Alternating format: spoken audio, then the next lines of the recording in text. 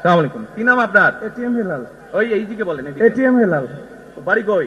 সুনামগঞ্জ। এই দিন দুনিয়ার আমরা যে এই পৃথিবী দেখি, এই পৃথিবীর মালিক কে? আল্লাহ। এই সূর্য নক্ষত্র যা দেখি তার মালিক কে? আল্লাহ। বেহেশতের মালিক কে? আল্লাহ। দোজখের মালিক কে? আল্লাহ। আচ্ছা দাঁড়ান, এবার আপনি বসেন এখানে।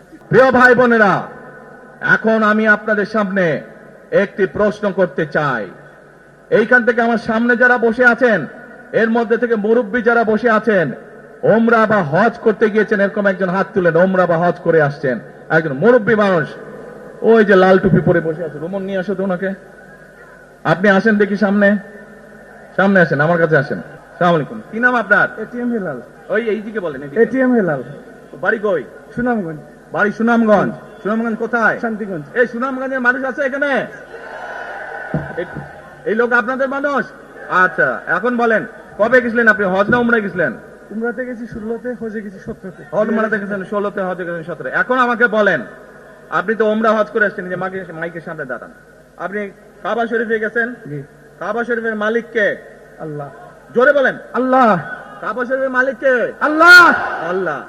আমরা মুসলমান সবাই এই দিন দুনিয়ার আমরা যে এই পৃথিবী দেখি, এই পৃথিবীর মালিক কে? আল্লাহ। এই সূর্য নক্ষত্র যা দেখি তার মালিক কে? আল্লাহ। বেহেশতের মালিক কে? আল্লাহ। দোজখের মালিক কে? আল্লাহ। আচ্ছা দাঁড়ান, এবার আপনি বসেন এখানে।